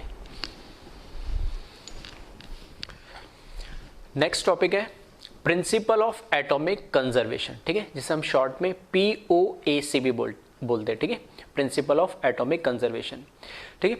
ये पर्टिकुलर जो टॉपिक है, मेथड है, ये हम ऐसे रिएक्शंस के लिए यूज करते हैं, ठीक है। अभी तक हम जितने भी क्वेश्चंस करते हुए बैलेंस केमिकल रिएक्शन के लिए यूज करें, तो अगर कोई ऐसी रिएक्शन दे दे हमें, ठीक है, जो बहुत टिपिकल टाइप है, जिसको बैलेंस करना बहुत थोड़ा क्या हो जाए, मुश्किल हो जाए, ये कई बार ऐसे रिएक्शंस दे देते हैं जिसमें बैलेंसिंग पॉसिबल ही नहीं, तो ये बात कह दूं कि बैलेंसिंग पॉसिबल ही नहीं, तो सर ये तो हो नहीं सकता, कैसे ना कैसे तो बैलेंसिंग होगी, बिल्कुल सही है, बैलेंसिंग पॉसिबल नहीं है। इससे मेरा मतलब है कि सीक्वेंशियल टाइप रिएक्शन दे दे, जिसमें तुम्हें बस बोल दे कि फर्स्ट रिएक्शन है उसके रिएक्टेंट दे दे और फोर्थ रिएक्शन का सिर्फ प्रोडक्ट दे दे, तो बीच में कोई रिएक्टेंट और कोई ऐड हो गया, कोई प्रोडक्ट बन रहा है, तो हमें पता ही नहीं चल रहा बीच में कौन कौन से इंटरमीडिएट आया नहीं, ठीक है, बीच में क्या क्या बना है। तो ऐसे रिएक्शन को कभी कभी बैलेंस कर सकते हो क्या, कभी नहीं कर सकते, जिसमें आपको 3-4 जो रिएक्शन है उनके बारे में कुछ दिया हुआ ही नहीं है, सिर्फ इनिशियल दे दिया और 4 रिएक्शन बाद फाइनल प्रोडक्ट दे दिया। तो क्या कभी पॉसिबल है उसको बैलेंस करना? बिल्कुल नहीं है। तो ऐसे रिएक्शन में हम बोलते हैं कि इम्पॉसिबल है, ठीक है। तो एक तो इस टाइप की रिएक्शन, दूसरा कि इस तरह के टिपिकल रिएक्शन दे दे जिसको बैलेंसिंग करने में बहुत टाइम लग रहा हो। तो एग्जाम में हमारे पास इतना टाइम नहीं होता कि हम हर तरह की रिएक्शन को बैलेंस कर दे और फिर सॉल्व कर ले। तो पर्टिकुलर इस टाइप की रिएक्शन में जिसमें बैलेंसिंग बहुत टिपिकल हो या इम्पॉसिबल हो, वहां पे हम POAC अप्लाई करते हैं, ठीक है। क्या होता है प्रिंसिपल ऑफ एटॉमिक कंजर्वेशन? तो नाम से पता लग रहा है कि हम एटम का कंजर्व कर रहे हैं, यानी एटम को क्या कर रहे हैं? कंजर्व कर रहे हैं। तो हमें पता है कि कंजर्वेशन ऑफ मास, ठीक है, जो लॉ होता है उसके अंदर मास हमेशा कंजर्व रहता है, ठीक है। ना तो हम क्रिएट कर सकते ना डिस्ट्रॉय कर सकते, वो सिर्फ कन्वर्ट होता है एक फॉर्म से दूसरे फॉर्म में। तो उसी तरीके से अगर मैं बात कर रहा हूँ हाइड्रोजन एटम, ठीक है, फॉर एग्जाम्पल मैंने बोला हाइड्रोजन एटम है, तो हाइड्रोजन एटम रिएक्टेंट में किसी मॉलिक्यूल के अंदर होगा, ठीक है। फॉर एग्जाम्पल H2O के अंदर भी हाइड्रोजन होता है, ठीक है। और मैं क्या बोल सकता हूँ CH4, उसमें भी हाइड्रोजन होता है। तो हाइड्रोजन रहेगा, लेकिन वो एक फॉर्म में, एक में मान लो H2O के फॉर्म में, एक में CH4 के फॉर्म में, मतलब मॉलिक्यूल अलग अलग है लेकिन है तो हाइड्रोजन। सॉरी। तो कहने का मेरा मतलब है कि एटम तो हमेशा क्या रहता है? कंजर्व रहता है, वो कभी भी ब्रेक नहीं होगा, या फिर वो क्या होता है ऐसा नहीं है कि लॉस्ट हो जाएगा, ठीक है। वो तो जो एटम है वो उसी फॉर्म में रहेगा। तो एटम हमेशा रिएक्टेंट साइड में जो एटम है वो प्रोडक्ट साइड में बनेगा, हो सकता है मॉलिक्यूल दूसरा बन जाए वो दूसरे एटम के साथ कंबाइन होके। तो उसी पे हम क्या करते हैं? इसको अप्लाई करते हैं। तो यहाँ पर कुछ पॉइंट्स लिखे से रिलेटेड 1 बाय 1 मैं पढ़ के बता रहा हूँ, समझते चलेंगे। फर्स्ट पॉइंट लिखा हमने, it is based on conservation of mass, that is conservation of atom. Conservation of atom मतलब इसमें मैं वही जो अभी बता रहा था कि एटम हमेशा क्या रहता है? कंजर्व रहता है, एटम कभी डिस्ट्रॉय नहीं होगा, ठीक है, ना क्रिएट होगा। अगर रिएक्टेंट में कोई एटम है तो प्रोडक्ट में मिलेगा वो एटम, हो सकता है मॉलिक्यूल चेंज हो जाए रिएक्टेंट और प्रोडक्ट में, लेकिन वो एटम हमेशा रहेगा, ठीक है। और जितने एटम हमारे रिएक्टेंट साइड में थे सॉरी, उतने ही एटम क्या रहेंगे? प्रोडक्ट साइड में रहेंगे, ठीक है। सेकेंड पॉइंट है इसमें, it is helpful for solving those problems in which either balancing is difficult or impossible to balance, ठीक है। यही मैं समझा रहा था, ये POSC, ठीक है, ऐसा कंपलसरी नहीं कि हमें इसे अप्लाई करना है। कहाँ जनरली इसकी हम बोले कि प्रैक्टिकल फिजिबिलिटी कितना ये यूजफुल है, तो हम वहाँ अप्लाई करते हैं जहाँ पे बैलेंसिंग थोड़ी मुश्किल होती है। थर्ड पॉइंट ये है इसका, it is applicable on that atom which is completely consumed in the reaction। एक रिएक्शन अगर हमें दे रखी है और बैलेंस नहीं है, लेकिन रिएक्शन तो दे रखी होगी, तो हम किस एटम पे, ठीक है, POSC एक एटम पे लगता है पर्टिकुलर, ठीक है, एक एटम पे लगता है। तो हमारे पास हो सकता है एक रिएक्शन में एक से ज्यादा एटम तो होंगे, ठीक है। तो कौन से एटम पे हमें POSC लगाना है, तो हमें कैसा पता लगेगा? तो उसके लिए हिंट है, ठीक है। तो बहुत इंपॉर्टेंट पॉइंट है, इसको ध्यान रखें। POSC किस पे लगेगा? POSC उस पे लगेगा जो क्या होगा? रिएक्शन के अंदर कंप्लीटली क्या हो जा रहा है? कंज्यूम्ड हो जा रहा है। मतलब ऐसे एटम पे हम POSC अप्लाई करेंगे जो उस रिएक्शन के अंदर कंप्लीटली कंज्यूम्ड हो जा रहा है, मतलब वो कंप्लीटली क्या होता है? रिएक्ट हो जा रहा है। ऐसा नहीं हो रहा है कि वो रिएक्ट नहीं हो पा रहा है, ठीक है। और वो हमें कैसे पता लगेगा कि कंप्लीटली कंज्यूम्ड हो रहा है? कंप्लीटली कंज्यूम्ड होने का मतलब ये है कि ऐसा नहीं है कि उसमें इम्प्योरिटी है या फिर वो एक्सेस रिएजेंट हो गया, बच गया, ठीक है। अगर वो उसके अंदर है तो वो लिमिटिंग रिएजेंट टाइप होना चाहिए और कंप्लीटली कंज्यूम्ड होना चाहिए। तो कि हमें लिखा हुआ मिलेगा या हमें मोल दे रखा होगा, ठीक है। तो ये हमें पता लगेगा दो तरीके से, एक तो कई बार दे देता है डायरेक्ट वे में और एक बार देता है वो इनडायरेक्ट वे में। डायरेक्ट वे से मेरा मतलब है कि वो लिख के दे देगा स्पेसिफिक ये कि ये एटम, ठीक है, ये एटम पर्टिकुलरली पूरा क्या हो गया? कंज्यूम्ड हो गया, ये पूरा का पूरा रिएक्ट होकर प्रोडक्ट में कन्वर्ट हो गया। तो वहां से इसको क्या बोलते हैं हम? डायरेक्ट वे में। इनडायरेक्ट वे में क्या दे रखा होगा? कुछ ना कुछ ऐसे इंफॉर्मेशन वो दे रखा होगा, कुछ ना कुछ ऐसे इंफॉर्मेशन उसने दे दी होगी जिसे पढ़ के, ठीक है, जिसे पढ़ के हमें ये समझ में आएगा कि ये एटम या इसका कंजप्शन तो पूरा हो गया, ठीक है। फॉर एग्जांपल हम जो कंबशन रिएक्शन बोलते हैं, ठीक है, जैसे हमने कुछ एग्जांपल भी करे थे कंबशन में, एक एल्यूमिनियम का मैंने बताया था, ठीक है। तो मैं बोल रहा हूँ कि एल्यूमिनियम को रिएक्शन कराइए मैंने एक्सेस ऑफ ऑक्सीजन के साथ। इसका मतलब क्या है? एक्सेस ऑफ ऑक्सीजन मतलब ऑक्सीजन बहुत अधिक मात्रा में, ऑक्सीजन हमारे पास अनलिमिटेड है और एल्यूमिनियम कुछ हमारे पास लिमिटेड अमाउंट में। मतलब जब तक एल्यूमिनियम सारा का सारा ऑक्सीजन से रिएक्ट करके एल्यूमिनियम ऑक्साइड नहीं बना लेता है, ठीक है, तब तक वो एल्यूमिनियम क्या हो जाएगा? तब तक वो ऑक्सीजन क्या रहेगी? हमारे पास रहेगी, खत्म नहीं होगी। मतलब एक्सेस में ऑक्सीजन है और एल्यूमिनियम उसके साथ रिएक्ट कर रहा है, मतलब हमारे पास इनडायरेक्ट वे में उसने क्या बोल दिया कि एल्यूमिनियम हमारे पास क्या है?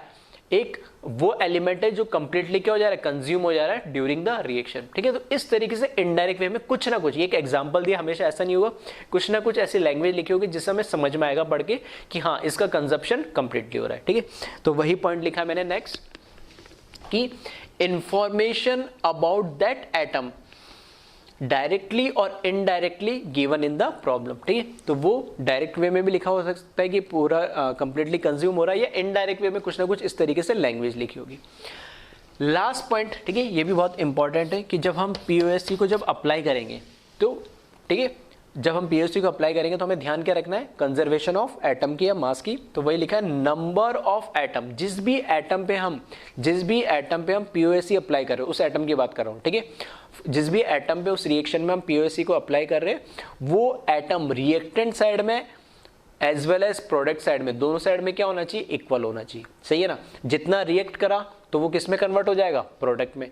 तो अगर जितने रिएक्टेंट में हमारे पास एटम थे उतने के उतने क्या होने चाहिए, प्रोडक्ट में होने चाहिए। तो ये बेसिक सा, ठीक है, फंडामेंटल हो गया। तो वही मैंने लिखा है कि number of atom on reactant side must be equal to product side while applying POSC on particular atom. जिस भी उस पर्टिकुलर एटम पे हम पीओएससी अप्लाई कर रहे हैं तो वहां पर क्या होना चाहिए, वो एटम रिएक्टेंट साइड में as well as product side में क्या होने चाहिए, उसके नंबर ऑफ एटम्स क्या होने चाहिए, सेम होने चाहिए। ठीक है, तो ये तो थोड़ा थ्योरेटिकल पार्ट बताया, मतलब कुछ पॉइंट्स बताए मैंने पीओएससी से रिलेटेड।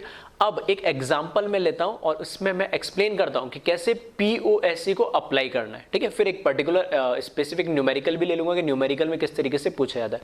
पहले इसको अप्लाई कैसे करना उसको हम देख लेते। तो पहले इन कुछ जो पॉइंट्स लिखे इनको आप क्या कर ले, कॉपी कर ले जल्दी से, फिर हम एक एग्जाम्पल लेते हैं। ठीक है, तो वीडियो को पॉज करके इनको कॉपी कर लेना। मैं यहाँ पे एग्जाम्पल लिख रहा हूँ।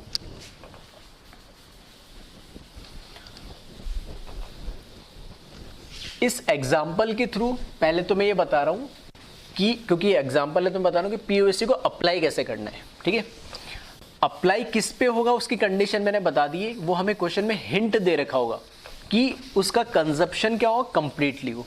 तो इस एग्जांपल में मैं इस जो रिएक्शन हमें गिवन दे रखी वो अनबैलेंस्ड फॉर्म में होगी पहली चीज तो। ठीक है, क्योंकि अगर बैलेंस्ड होगी तो मुझे शायद पीओएससी अप्लाई करने की जरूरत ही नहीं पड़े, नॉर्मल तरीके से मैं उसको क्या कर सकता हूँ, ठीक है, सॉल्व कर सकता हूँ। तो पीओएससी अगर हमें अप्लाई करना है तो अनबैलेंस्ड केमिकल रिएक्शन होगी तो मैं अनबैलेंस्ड केमिकल रिएक्शन लिख रहा हूँ। दूसरी चीज, मैं जितने भी इस रिएक्शन में एटम्स है सब पे पीओएससी लगा के दिखाऊंगा ताकि एक प्रैक्टिस हो जाए तुम्हारी कि हाँ पीओएससी को अप्लाई कैसे करना है। ठीक है, हाँ वो बात अलग है कि हमें क्वेश्चन को सॉल्व करते समय सिर्फ एक ही एटम पे पीओएससी अप्लाई करना होता है, लेकिन मैं यहाँ पे सब पे बता दूंगा ताकि तुम्हारी एक प्रैक्टिस सी हो जाए। ठीक है, तो एक एग्जांपल लिख रहा हूँ मैं यहाँ पर।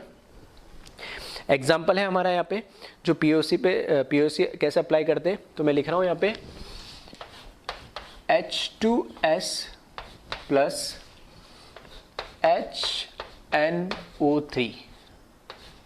ठीक है, दोनों आपस में क्या करेंगे, रिएक्ट करेंगे, और ये रिएक्ट करने पर, ठीक है, यहाँ पर हमें प्रोडक्ट बना के दे रही है, एक प्रोडक्ट बना के दे रहा है हमें NO plus S plus H2O। ठीक है, तो इस रिएक्शन को देखोगे ध्यान से तो ये बैलेंस नहीं है और ना ही मैं इसको क्या कर रहा हूँ, बैलेंस्ड कर रहा हूँ। ठीक है, पीओएससी की यूज ही क्या है, जिस रिएक्शन को बैलेंस नहीं कर सके या मैं रिएक्शन को बैलेंस नहीं करना चाहता हूँ तो वहाँ पे मैं पीओएससी को अप्लाई कर लूँगा। ठीक है, तो क्या पीओएससी सब जगह लग जाएगा, नहीं। ठीक है, अगर किसी रिएक्शन में ऐसा कोई हमें एटम नहीं दे रहा जिसके बारे में उसके कंजप्शन की कंप्लीटली कोई इन्फॉर्मेशन डायरेक्ट या इनडायरेक्ट वे में नहीं है तो मैं पीओएससी अप्लाई नहीं कर सकता। हाँ, वो इन्फॉर्मेशन है तब मैं कर सकता हूँ। बाकी रिएक्शन बैलेंस है तो भी अप्लाई हो जाएगा, रिएक्शन बैलेंस नहीं है तो भी अप्लाई हो जाएगा। ठीक है, तो ये तो एक इस तरह के क्वेश्चंस के टाइप हो गए कि अगर इस टाइप का क्वेश्चन आ गया कि रिएक्शन बैलेंस नहीं हो पा रही है, टिपिकल है, और किसी एक पर्टिकुलर हमारे पास अब इस क्वेश्चन को सॉल्व तो करना ही पड़ेगा, तो कैसे सॉल्व करेंगे, इस पीओएससी को अप्लाई करके कि हमें एक इन्फॉर्मेशन दे रही है जिसमें एक एटम का कंजप्शन कंप्लीटली हो रहा है डायरेक्ट या इनडायरेक्ट वे में। अब आ जाए पीओएससी को अप्लाई कैसे करना है, तो मैंने एक रूल बताया क्या है, नंबर ऑफ एटम, ठीक है, नंबर ऑफ एटम जो हमारा रिएक्टेंट साइड में होगा एक पर्टिकुलर कोई भी, वही सेम नंबर ऑफ एटम किसके बराबर होना चाहिए, हमारे प्रोडक्ट साइड में। तो मैंने इस तरीके से लिख दिया, इस एरो के नीचे equals to number of atom reactant और नंबर ऑफ एटम प्रोडक्ट, ये दोनों क्या होने चाहिए, इक्वल होने चाहिए। अब मैं अप्लाई कर रहा हूँ POAC, ठीक है, जिसको इस तरीके से लिखता हूँ मैं,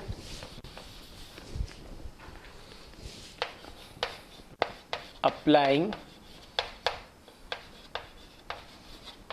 POAC ऑन, ठीक है। अब मेरे पास देखो एटम कौन कौन से, एटम की अगर मैं बात करूं यहाँ पे, ठीक है, तो मैं अलग से लिख देता हूँ। यहाँ पर इस रिएक्शन में मेरे पास एटम कौन कौन से, वहाँ से स्टार्ट कर रहा हूँ LHS से। एक तो है हाइड्रोजन एटम, ठीक है, तो मैंने लिख दिया यहाँ पर H। फिर कौन सा है, एक सल्फर एटम, तो यहाँ पे लिख दिया मैंने S। फिर हाइड्रोजन तो आ ही गया, फिर नाइट्रोजन एटम, ठीक है, फिर ऑक्सीजन एटम। यहाँ हो गए तो वापस नाइट्रोजन आ गया, ऑक्सीजन आ गया, सल्फर आ गया, हाइड्रोजन ऑक्सीजन, ठीक है, तो रिपीट हो रहा है। तो टोटल मेरे पास 4, ठीक है, 4 डिफरेंट टाइप के क्या एटम्स है। तो 4 डिफरेंट टाइप के एटम्स है, तो चारों डिफरेंट टाइप के एटम्स में मैं क्या करूँगा, POAC को अप्लाई करके दिखा रहा हूँ। तो पहले मैं किस पे स्टार्ट कर रहा हूँ, फर्स्ट से हाइड्रोजन से, ठीक है, इस पे कैसे POAC अप्लाई करना है। तो मैं कह रहा हूँ कि रिएक्टेंट साइड में जितना हाइड्रोजन एटम है वो प्रोडक्ट साइड के हाइड्रोजन एटम के क्या होने चाहिए, बराबर होने चाहिए, ठीक है। तो अब ये देखिए कि रिएक्टेंट साइड में हाइड्रोजन जो एटम्स है वो किन किन मॉलिक्यूल्स के अंदर है, ये कितने जो हमारे रिएक्टेंट्स के अंदर है। यहाँ मैं देखूंगा तो LHS में मेरे पास 2 रिएक्टेंट है, एक तो H2S और एक HNO3, और दोनों में क्या आ रहे हैं, हाइड्रोजन आ रहे हैं, ठीक है। तो बस अगर दोनों में हाइड्रोजन आ रहे हैं तो देखो क्या करना है, मैंने लिखा अब कह रहा हूँ कि मैं एटम्स कितने हैं मेरे पास LHS में, बैलेंस तो रिएक्शन है नहीं है, ठीक है। देखना यहाँ पे 2 हाइड्रोजन, एक 3 हाइड्रोजन, और यहाँ पे सिर्फ 2 हाइड्रोजन, तो बैलेंस तो है नहीं, ना ही मैं इसको कर रहा हूँ, ठीक है। तो मेरे को ये इतना पता है कि नंबर ऑफ हाइड्रोजन एटम है वो LHS में अगर बैलेंस भी करता तो LHS में RHS के बराबर होता। तो वही इसका बेसिक फंडामेंटल प्रिंसिपल है। तो मैं क्या कर रहा हूँ, मैं कह रहा हूँ इस एक मॉलिक्यूल में कितना एटम है, 2 हाइड्रोजन एटम, ठीक है। इस एक मॉलिक्यूल में हाइड्रोजन के कितना एटम है, 1। तो अगर मुझे ये पता लग जाए कि इस H2S के टोटल कितने मोल्स है और HNO3 के टोटल कितने मोल्स है, तो क्या मैं बता सकता हूँ कि रिएक्टेंट साइड में हाइड्रोजन के कितने एटम होंगे। बिल्कुल, फॉर एग्जांपल मैंने बोल दिया 5 मोल H2S है और 3 मोल के क्या है, HNO3 है। तो 5 मोल H2S है तो उसमें हाइड्रोजन कितने हो जाएंगे, 5 × 2 कितने, 10, और 3 मोल्स में कितने हो जाएंगे, 3, तो टोटल कितने हो जाएंगे, 13 एटम हो जाएंगे हमारे किसके साइड, LHS यानी रिएक्टेंट साइड में। तो वही चीज मैं लिख रहा हूं, देखना मैं क्या लिख रहा हूं यहाँ पे, 2 × NH2S। क्या मतलब है इसका, देखो N का मतलब है नंबर ऑफ मोल्स, किसके, H2S के। तो मैं कह रहा हूं H2S के नंबर ऑफ मोल्स मुझे पता नहीं है, तो मैंने यहां पर क्या लिख दिया, NH2S लिख दिया, जो मुझे पता नहीं है। अब ये तो क्या हो गया, टोटल नंबर ऑफ H2S के मोल कितने। अब मुझे ये पता है कि एक H2S के मॉलिक्यूल में 2 हाइड्रोजन एटम है, तो मैंने उतने से क्या कर दिया, इसको मल्टीप्लाई। तो ये क्या बता रहा है, total number of hydrogen atom in H2S on reactant side, ठीक है। अब रिएक्टेंट में क्योंकि हमारे पास एक मॉलिक्यूल और है जिसके अंदर हाइड्रोजन आ रहा है, इस मॉलिक्यूल के अंदर हाइड्रोजन कितना आ रहा है, 1। तो मैंने इसमें मॉलिक्यूल में हाइड्रोजन कितना आ रहा है, 1, तो लिखा 1 × वापस N लिखा, मतलब ये क्या बता रहा है, मोल, किसके मोल, HNO3 के मोल। आ रही बात समझ में, मतलब मुझे इस एक मॉलिक्यूल के अंदर हाइड्रोजन के कितना एटम है, 1, लेकिन अगर इसके टोटल मोल्स मुझे पता लग जाए तो भी 1 से मल्टीप्लाई करना पड़ेगा, ठीक है। अगर यहाँ पे 5 मोल होते तो 5 हाइड्रोजन, 10 मोल होते 10 हाइड्रोजन, 50 होते तो 50 हाइड्रोजन। तो ये क्या लिखा मैंने, इस मॉलिक्यूल के अंदर हाइड्रोजन कितने, वो 1, और ये क्या हो गया, total number of moles of HNO3। यहाँ पर वापस ये total number of mole of H2S, और इस एक मोल के अंदर कितना है, 2 हाइड्रोजन एटम। तो ये दोनों को ऐड क्यों करा, क्योंकि LHS में टोटल ऐसे जितने भी मॉलिक्यूल जिसके अंदर हाइड्रोजन आ रहा होगा उन सबको मैं ऐड करके लिखूंगा इस तरीके से, तो वो मुझे बता देगा रिएक्टेंट में टोटल हाइड्रोजन के एटम कितने हैं। फिर ये जो प्रिंसिपल है कि number of hydrogen atom on reactant side must be equals to number of hydrogen atom on product side. तो अब प्रोडक्ट में देख ले कि हाइड्रोजन किस किस मॉलिक्यूल में आ रहा है। यहाँ पे हाइड्रोजन है, नहीं है, यहाँ पे हाइड्रोजन है, नहीं है, यहाँ पे हाइड्रोजन है है, ठीक है। तो वापस मैं लिख रहा हूं, इस मॉलिक्यूल के अंदर कितना हाइड्रोजन एटम है, 2 into number of mole of H2, ठीक है। तो अब मुझे नहीं पता H2 के कितने मोल होंगे, लेकिन जितने भी मोल है उस हर एक मोल के अंदर या हर एक मॉलिक्यूल के अंदर कितना हाइड्रोजन एटम है, 2। तो 2 से मैंने मल्टीप्लाई कर दिया। अब कभी भी ये देखो कि ये सब बराबर है, नहीं, क्योंकि हमें ये मोल्स नहीं पता है, ये अननोन से अभी मेरे लिए, ठीक है। तो हो सकता है जो क्वेश्चन गिवन होगा उसमें इसके मोल और इसके मोल दे रखे हो और ये मुझे पता करना हो, तो यहाँ से इस इक्वेशन के थ्रू मैं उसको क्या कर लूँगा, सॉल्व कर लूँगा। आ रही बात समझ में कैसे इसको अप्लाई करना है। तो हम क्या कर रहे हैं, सिर्फ नंबर ऑफ हाइड्रोजन या नंबर ऑफ जो एटम है रिएक्टेंट साइड में उसको किसके इक्वेट कर दे रहे हैं हम, जो प्रोडक्ट साइड में हमारे नंबर ऑफ एटम्स है, ठीक है। तो यहाँ पे हाइड्रोजन पे मैंने इस तरीके से अप्लाई करा, ठीक है, सेम, ठीक है। सेम अब मैं अप्लाई कर रहा हूँ किसके ऊपर, दूसरा एटम है मेरे पास सल्फर, ठीक है। तो same applying POSE on sulphur, ठीक है। अब जब मैं सल्फर पे अप्लाई कर रहा हूं तो मैं क्या देखूंगा कि सल्फर किस किस रिएक्टेंट साइड में किस किस मॉलिक्यूल के अंदर है। तो यहां देखना सल्फर है क्या, बिल्कुल है। तो सल्फर के लिए मैं क्या लिखूंगा, इस मॉलिक्यूल में सल्फर के कितने एटम है, 1। तो मैंने लिखा है यहाँ पे 1 मल्टीप्लाई बाय, मुझे पता होना चाहिए कि H2S जिस मॉलिक्यूल के अंदर सल्फर आ रहा है वो टोटल नंबर ऑफ मोल्स कितने हैं उसके, तो वो मैंने लिख दिया number of moles of H2S। Next देखो रिएक्टेंट, इसमें क्या सल्फर आ रहा है, नहीं। जब सल्फर नहीं आ रहा है तो फिर मैं इसको लिखूंगा, बिल्कुल नहीं लिखूंगा, ठीक है। तो ये हो गया reactant side complete equals to. Product में आ जाओ, यहाँ पर सल्फर नहीं है, यहाँ पर सल्फर है, हाँ है, यहाँ पे तो खुद सल्फर एटम है, तो मैं लिख दूंगा 1 into number of moles of sulphur atom, ठीक है। डायरेक्ट 1 भी लिखता तो कोई फर्क नहीं पड़ता, ठीक है, लेकिन मैंने लिख दिया इसी पैटर्न में, ठीक है। 1 क्योंकि ये तो खुद अपने आप में एक अकेला एटम ही है, तो 1 अकेला सल्फर है into number of moles of sulphur, ठीक है। 1 नहीं लिखता तो भी चल जाता। फिर आगे H2O में भी क्या सल्फर नहीं है, बस ये दूसरी इक्वेशन होगी अगर मैं सल्फर पे POSE अप्लाई करता, ठीक है। इसी तरीके से अप्लाइंग POSE ऑन सल्फर के बाद कौन आएगा, नाइट्रोजन। नाइट्रोजन पे जब अप्लाई करूंगा तो यहाँ देखना H2S के अंदर नाइट्रोजन आ रहा है क्या, नहीं आ रहा है, तो इसको इंक्लूड नहीं करूंगा। क्या इसमें नाइट्रोजन आ रहा है, बिल्कुल आ रहा है। तो यहाँ पर इस HNO3 में नाइट्रोजन के कितना एटम है, 1, तो मैंने लिखा ये 1 इंटू, अब HNO3 के मोल्स कितने वो मुझे पता होना चाहिए, तो वो ये मैंने लिख दिया HNO3 के मोल्स, ठीक है। तो इतने टोटल नंबर ऑफ क्या हो जाएंगे, इतने नाइट्रोजन एटम हो जाएंगे। ये हो गया रिएक्टेंट साइड इक्वल्स टू। अब प्रोडक्ट साइड में आ जाओ, नाइट्रोजन इसमें आ रहा है और इसमें नाइट्रोजन कितना है, 1 इंटू N, एक ही नाइट्रोजन एटम है और कितने नंबर ऑफ मोल्स हो जाएंगे वो मैंने लिख दिया NO। क्या यहाँ पे नाइट्रोजन आ रहा है, नहीं आ रहा है, क्या नाइट्रोजन आ रहा है यहाँ पे, तो इनको इंक्लूड नहीं करना। तो ऐसे मॉलिक्यूल्स पकड़ने जिस भी एटम पे हम POSE अप्लाई कर रहे हैं तो वो रिएक्टेंट साइड में किस किस मॉलिक्यूल में आ रहे हैं वो लेना हमें, और इसी तरीके से प्रोडक्ट साइड में किस किस मॉलिक्यूल पे आ रहा है वो हमें लेना है, ठीक है। लास्ट इसी तरीके से, ठीक है, वीडियो को पॉज करके ऑक्सीजन के लिए आप अप्लाई कर सकते हो। Applying POSE on oxygen atom, ठीक है। यहां देखोगे ऑक्सीजन आ रहा है क्या, नहीं आ रहा है, तो इस मॉलिक्यूल को कंसिडर नहीं करना। क्या यहां पर ऑक्सीजन आ रहा है, बिल्कुल आ रहा है, ठीक है। यहां पर एक मॉलिक्यूल के अंदर कितने एटम है ऑक्सीजन के, 3 आ रहा है। तो मुझे यहाँ पे पता अगर लग जाए कि इसके नंबर ऑफ मोल्स कितने हैं, तो वो 3 इंटू में कर दूंगा तो total number of oxygen atom आ जाएंगे इसमें रिएक्टेंट साइड में। इसी तरीके से अब आ जाओ यहाँ पे प्रोडक्ट इक्वल्स टू प्रोडक्ट, यहाँ पे ऑक्सीजन है, बिल्कुल है, तो मैं यहाँ लिख रहा हूँ 1 into number of moles of NO plus, sorry यहाँ पर ऑक्सीजन नहीं है, यहाँ पर ऑक्सीजन आ गया। फिर वापस इसमें भी कितना है, एक ऑक्सीजन है, 1 into number of mole of H2O, ठीक है। इस तरीके से क्या करना है हमें, POS को, ठीक है, इस तरीके से POS को क्या करते हैं, अप्लाई करते हैं, ठीक है। प्लस लगाया तो मैं यहाँ पे ब्रैकेट लगा देता हूँ, ठीक है, बाकी कोई दिक्कत नहीं।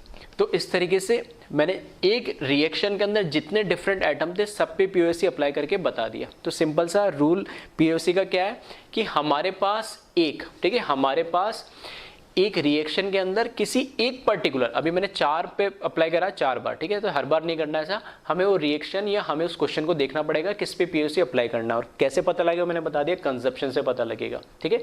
जिस पे भी आप अप्लाई कर रहे हो तो उसके जो नंबर ऑफ एटम है वो रिएक्टेंट साइड में वो मस्ट भी इक्वल होनी चाहिए, किसके साइड में, प्रोडक्ट साइड से, ठीक है। तो क्योंकि ये कंजर्वेशन ऑफ मास या कंजर्वेशन ऑफ एटम ये एक लॉ है, हमें बताइए। तो कैसे हमें क्या करना है, number of moles number of atom equal करना है। तो जिस भी मॉलिक्यूल के अंदर वो एटम आ रहा है उसके नंबर ऑफ मोल्स ले लो, और उस एक मॉलिक्यूल के अंदर वो एटम कितनी बार आ रहा है उतने से वो मल्टीप्लाई कर दो। तो रिएक्टेंट में जिन जिन मॉलिक्यूल्स के लिए आ रहा है उन सबको ऐड कर लो और वो इक्वल कर दो किससे, प्रोडक्ट के बराबर, ठीक है। तो एक बार इसको कॉपी कर ले, फिर हम इस पे एक एग्जांपल लेके देखते हैं, एक पर्टिकुलर, ठीक है, स्पेसिफिक क्वेश्चन लेके चलेंगे हम, जिससे आपको एक आइडिया लग जाएगा कि किस तरह की क्वेश्चन इसमें आ सकता है, ठीक है। तो इसको कॉपी कर ले एक बार।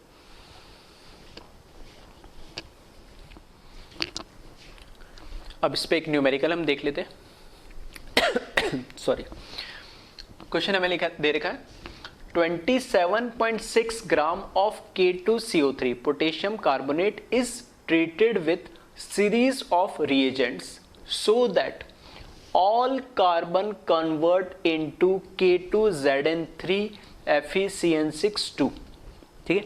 Then calculate weight of product formed। फिर ये इन्फॉर्मेशन हमें गिवन दे रखी है, एटॉमिक वेट दे रखा हमें, Zn जिंक का दे रखा, आयरन का दे रखा और पोटेशियम का दे रखा है, ठीक है। तो क्वेश्चन देखने में बड़ा अजीब सा लग रहा है, थोड़ा टिपिकल टाइप लग रहा है, ठीक है। तो जान करके मैंने थोड़ा क्वेश्चन ऐसा लिया ताकि पीओएससी की एक्चुअल में जो एप्लीकेशन है, ठीक है, उसकी जो यूज है वो आपको थोड़ा सा, ठीक है, फील हो पाए, ठीक है। सिंपल सा क्वेश्चन लेता है तो बच्चे बोलते सर ये तो मैं नॉर्मल भी कर लेता, इसमें फर्क क्या पड़ता है, ठीक है। इसलिए थोड़ा सा अजीब सा क्वेश्चन है, तो मैं समझा देता हूँ, सिंपल है, परेशान होने की जरूरत नहीं, ठीक है। देखना इसको, इसने बोला 27.6 ग्राम ऑफ K2CO3, ठीक है, इतना ग्राम उसने K2CO3 लिखा, और उसने बोला कि K2CO3 की रिएक्शन जो हुई वो बहुत सारे रिएजेंट से 1 by 1 हुई, मतलब सीरीज ऑफ रिएक्शन हुई। K2CO3 की रिएक्शन मान लो किसी ए रिएजेंट से हुई, फिर कुछ प्रोडक्ट बना, फिर वापस उससे कोई दूसरा रिएजेंट रिएक्ट करा सॉरी, और फिर कोई दूसरा प्रोडक्ट बना, फिर फर्दर किसी तीसरे से रिएक्शन हुई और फिर कुछ प्रोडक्ट बना। तो फाइनल में वो कह रहा है फाइनली हमें जो प्रोडक्ट मिला वो ये मिला K2ZN3 FeCN6, ठीक है। बहुत टिपिकल सा तुम्हें फॉर्मूला दिख रहा होगा, ठीक है।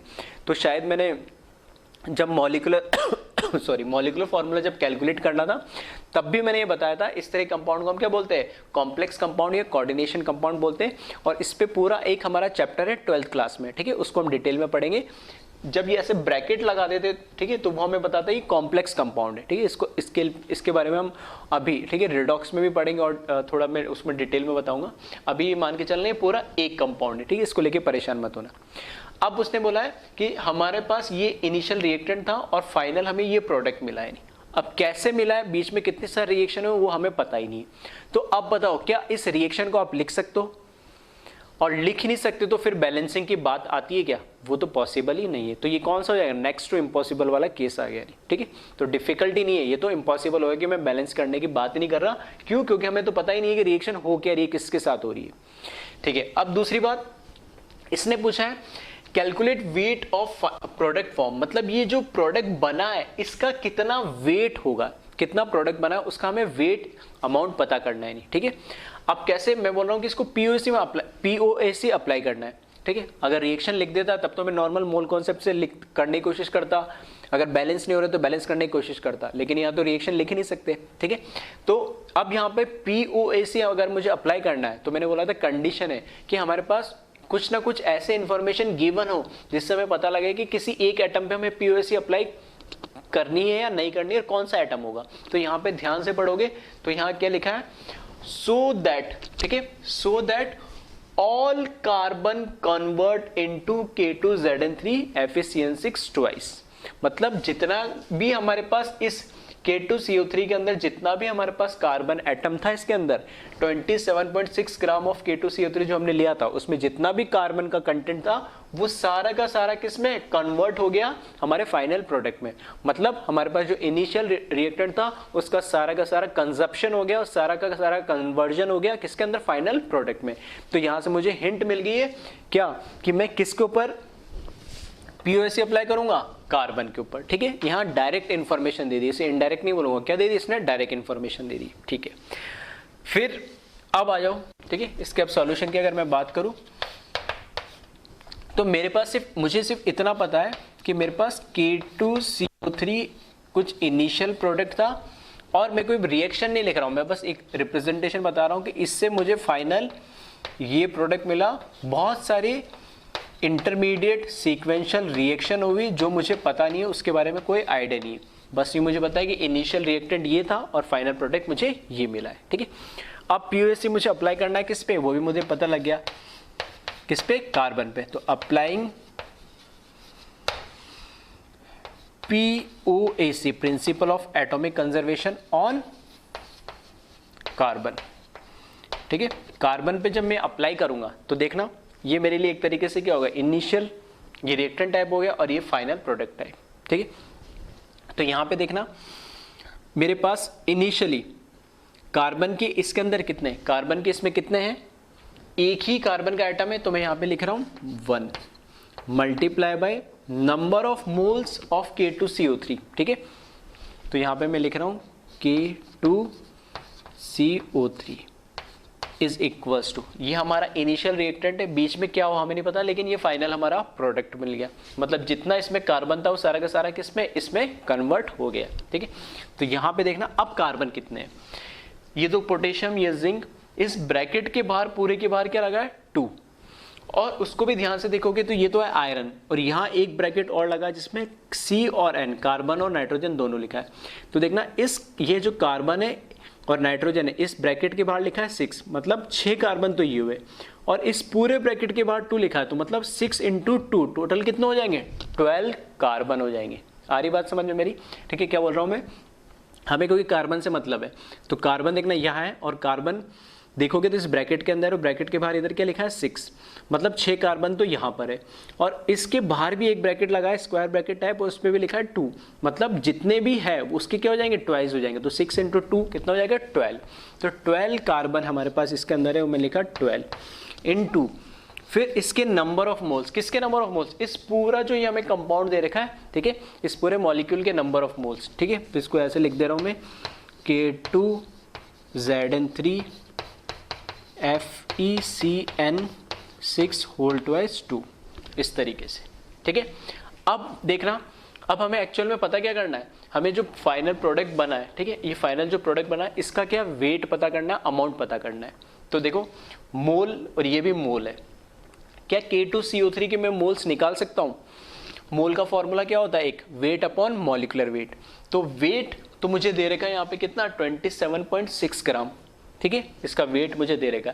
क्या इसका मॉलिक्यूलर वेट मुझे पता है, तो मैं कैलकुलेट कर सकता हूं क्योंकि मुझे फॉर्मूला पता है K2CO3। तो पोटेशियम का मॉलिक्यूलर वेट मुझे दे रखा है, एटॉमिक वेट दे रखा है 39, कार्बन का कितना होता है 12, ऑक्सीजन का कितना होता है 16, तो 16 × 3, ठीक है, कितना हो जाएगा 48 + 12, और 2 पोटेशियम का मैं ऐड कर दूंगा, मतलब 39 × 2, ठीक है। तो इसको पूरे को कैलकुलेट करना K2CO3, और इसकी वैल्यू अभी मैं डायरेक्ट लिख रहा हूँ, ये कैलकुलेट होके कितनी आएगी 138, ठीक है, ये आएगी इसकी वैल्यू कैलकुलेट होके 138। तो यहाँ पर 1 से मल्टीप्लाई करोगे तो कोई फर्क ही नहीं पड़ेगा, तो इस फॉर्मूले को मैं क्या कर रहा हूँ, वेट अपॉन मॉलिक्यूलर वेट के फॉर्म में लिख रहा हूँ, ठीक है।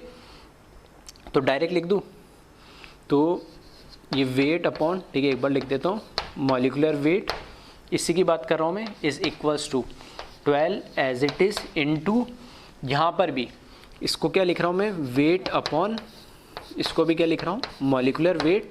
क्यों, क्योंकि मुझे पता क्या करना है इसमें, इसका वेट या अमाउंट ही तो पता करना है, ठीक है। और यहाँ पर ये दोनों चीज़ किसकी, इस, ठीक है, मैं लिख नहीं रहा हूँ, चाहो तो लिख लेना, weight of K2CO3 divide by molecular weight of K2CO3, इसी तरीके से 12 × weight of this compound divide by molecular weight of this compound, ठीक है। तो यहाँ पे वेट कितना दे दिया मुझे 27.6, ये तो गिवन है, और मॉलिक्यूलर वेट इसको कैलकुलेट करोगे सबको तो कितना जाएगा 138 इज इक्वल्स टू 12 × वेट, तो मुझे क्या करना है, कैलकुलेट करना है इसका मॉलिक्यूलर वेट। क्या मैं कैलकुलेट कर सकता हूँ, बिल्कुल, मुझे मेरे सामने फॉर्मूला लिखा है तो मैं कैलकुलेट कर सकता हूँ। मुझे क्या करना है, इसका मॉलिक्यूलर वेट कैलकुलेट करना है, तो पोटेशियम का कितना हो जाएगा 39 दे रखा है, तो 39 × 2 प्लस जिंक का मुझे दे रखा है कितना 65, तो 65 × 3 प्लस अब देखो वैसे मैंने मॉलिक्यूलर वेट कैलकुलेट करना पीछे सिखा दिया, फिर भी बता देता हूँ एक बार। या तो क्या करो, इस अंदर का कैलकुलेट करो और उसको क्या करो 2 से मल्टीप्लाई कर दो। अदरवाइज क्या करो, एक एक एटम उठाओ, आयरन उठाओ, ये 1 है और इसके बाहर ब्रैकेट क्या लिखा है 2, तो 2 इंटू कितना कर लो 56, प्लस कार्बन इधर कितना 6 और इसके बाहर भी कितना है 2, तो कितना हो जाएगा 12, 12 इंटू 12, एक कार्बन का भी क्या था 12, प्लस नाइट्रोजन भी क्या हो जाएगा 6 और 2 कितना 12, तो 12 इंटू एक नाइट्रोजन का कितना होता है 14। तो सबको क्या कर लो आप ऐड कर लो, ठीक है, सबको ऐड करोगे तो इसका भी मैं फाइनल लिख रहा हूँ, इसकी वैल्यू आएगी 697, ठीक है, 697 इसका मॉलिक्यूलर वेट आएगा। एक बार आप लोग भी चेक कर लेना, ठीक है। तो मॉलिक्यूलर वेट कैसे कैलकुलेट करते ही ऑलरेडी मैं पुराने लेक्चर्स में बता चुका हूँ, इसलिए मैं यहाँ पे अभी नहीं बता रहा इतना डिटेल में। मेन जो था इसमें इसको यूज़ कैसे करना, अप्लाई कैसे करना वो बताया। तो यहाँ पर ये न्यूमेरिकल वैल्यू आ गई, वैल्यू सिर्फ ये वेट, सिर्फ ये एक अननोन वैल्यू है, तो इसको आप सॉल्व करके देख लेना। वेट जो आएगा हमारा कंपाउंड का, ठीक है, जो वेट आएगा उसका वैल्यू जब इसको कैलकुलेट करोगे तो ये अप्रोक्स कैलकुलेट होकर आएगा 11.61 ग्राम, ठीक है। फिर से मैं बोल देता हूँ, मेरा फोकस यहाँ पे एडिशन, मल्टीप्लिकेशन, डिवीजन या सब्ट्रैक्शन सिखाना नहीं है आप लोगों को, ठीक है। मेरा यहाँ पर मोटो है आपको कॉन्सेप्ट सिखाना, लॉजिक्स बताना, किस तरीके से हमें क्वेश्चंस को अटेम्प्ट करना है, किस तरीके से हमें उस क्वेश्चन को समझना है, ठीक है। ये मेरा मोटो हो सकता है मल्टीप्लिकेशन, एडिशन, डिवीजन, ठीक है, मैं डायरेक्ट आंसर देख के लिख दे रहा हूँ, ये आपको मुझसे काफ़ी बेटर आता होगा, ठीक है, तो वो कोई प्रॉब्लम नहीं। हमारा मेन काम क्या है, हम मैथ्स नहीं पढ़ रहा हूँ, ठीक है, हमें कोई 7th 8th की मैथ्स नहीं पढ़ रहे कि हमें एडिशन मल्टीप्लिकेशन, ठीक है, वो बेटर आता है। आपको कॉन्सेप्ट समझ में आना चाहिए, वो मेरा काम है, वो समझा रहा हूँ। बाकी कैलकुलेशन तो आप खुद कर सकते हो, ठीक है, बेटर कर सकते हो, मुझसे जल्दी कर सकते हो, ठीक है। तो फिर भी एक बार ये जो भी आंसर लिखा है मैंने तो क्रॉस वेरीफाई करके लिखा है, फिर भी कुछ ऊपर नीचे होता है तो एक बार इसको खुद से कैलकुलेट करके फिर भी इसको एक बार चेक कर लेना, ठीक है। तो ये मैंने एक एग्जाम्पल लिया था कि POSC एक्चुअल में इस तरह के क्वेश्चन में हमें हेल्प करता है, जहाँ पे हमें कुछ पता ही नहीं है रिएक्शन हो क्या रही है, तो वहाँ पर कुछ ना कुछ ऐसे इन्फॉर्मेशन होगी जिससे मुझे पता लग जाए किस एटम पे अप्लाई करना है, और अप्लाई करने के बाद, ठीक है, किस तरीके से अप्लाई करना मैं बता ही चुका हूँ, ठीक है। और उसके बाद मोल्स के फॉर्मूले, यहाँ पे मेरे को वेट की जरूरत थी तो वेट वाला लगा दिया, अगर मुझे वॉल्यूम वाली जरूरत होती तो मैं वॉल्यूम वाला लगा देता, अगर मुझे नंबर ऑफ एटम्स या मॉलिक्यूल वाली जरूरत होती तो वो वाला लगा देता, ठीक है। तो इस तरीके से हम इसको यूज कर सकते हैं। तो इसको एक बार कॉपी कर लें।